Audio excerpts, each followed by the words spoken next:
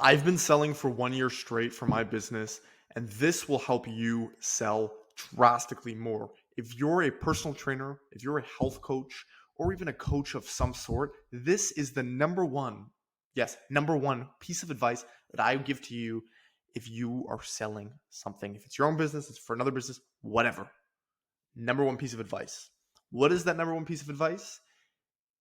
It is intention. What do I mean by that? So a little bit ago, I was on a call and I jump on a call with them and let's just have a chat, just talk a little bit.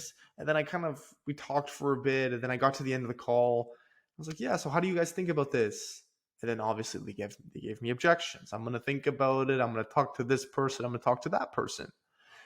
Now, most people, they would say, oh, it's their fault. They gave me objections. Now it's my time to handle those objections. What most people don't think in this sort of sales situation, sales setting is what caused me to give them an objection? What caused me for them to think that they needed to give me an objection, for they needed to think about it? Because obviously the comfort or the value is not there. It's one of those two, the value or the comfort. One of those two is not there, or maybe both of them are not there. And I need to work to get that to that level. So what I did is I backtracked my call. I was like, okay, what did I do wrong? What I did wrong is I didn't set an intention. I didn't get on the call and I didn't say, hey, so this is what we're going to be doing on this call. At the end of the call, you're going to give me a yes or no. Didn't do that. So what did that do? That led to us lally-daling around. What happened in my mind? I don't know. But that call, I just wasn't on the ball, right?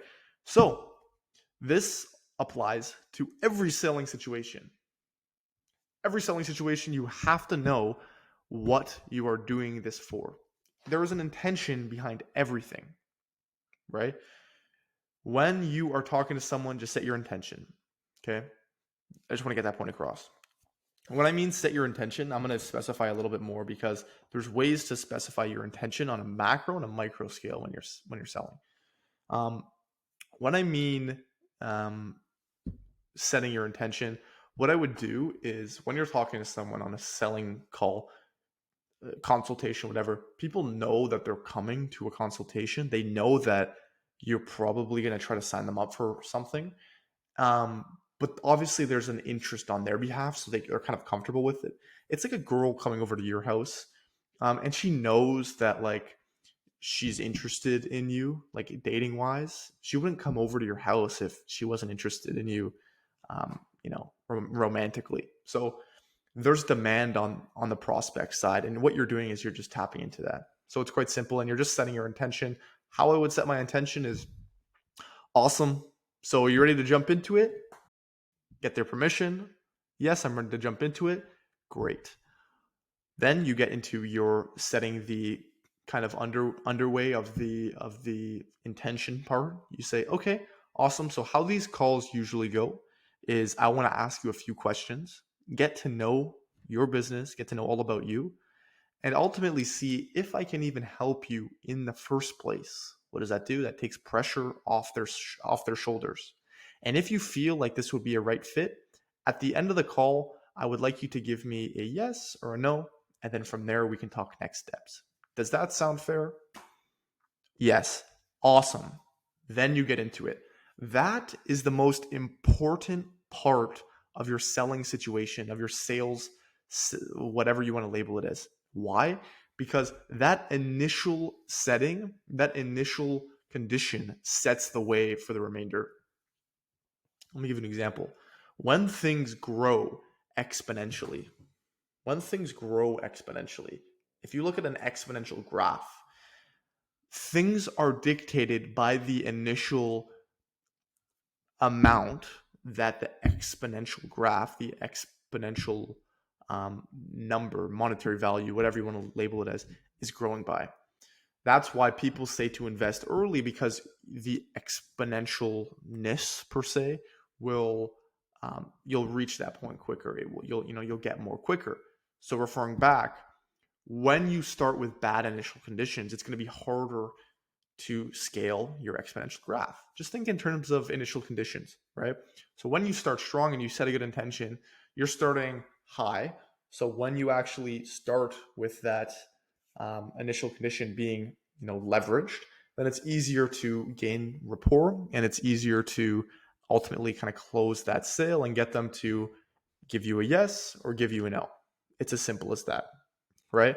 Setting intentions are crucial, and I want to just drill this into your mind. So I'm going to give you guys another story of something that I found quite interesting. There's this book called To Sell is Human, and it's an absolutely amazing book. It's by Daniel H. Pink. If you're selling something, I would just read that book. If you're in sales, if you have your own business, read that book because that book is incredible. What that book talks about in application to this is most salesmen are looked down upon, right?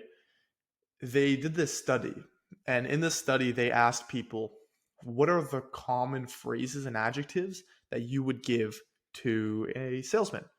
And a lot of them said pushy, arrogant, ick, disgusting, um, used car salesman, that fallacy, that kind of mantra behind being a used car salesman and being hyper pushy and hyper aggressive towards closing that sale, working through objections, right? So instead of focusing kind of at the start of the video, like I said, instead of focusing on that latter half of handling objections, I want you to really focus on that front half and setting that initial condition correctly so you don't have to deal with that latter half.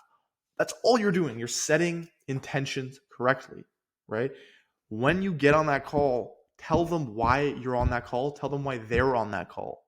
Hey, you wouldn't be on this call if you didn't see an interest in this in your whatever, in your business, in your life. So let's jump right into it. I don't want to waste anyone's time, right? Be right to the point. Be direct. There was also this time, and this happens quite frequently, where I may get on a call with someone that doesn't know who I am. It's a cold prospect. Hey, this is Ashton. Does that ring a bell? No, that doesn't ring a bell. Awesome. Potentially in terms of marketing, in terms of marketing, in terms of advertising, does that ring a bell? No, that doesn't ring a bell. And they'll say something like, get to the point. What are you trying to say? Right? At that point, my initial condition is set so low, it's really difficult to work my way back up. Is it possible? Of course it's possible, but I just set myself really down low in terms of my initial conditions, right? So when you're on that call, hey, this is Ashton. This is a cold call, or you opted into a form.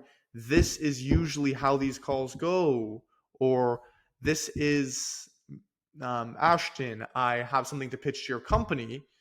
If you want to, hang up now, that's fine. But I have something to pitch that might be of interest to you.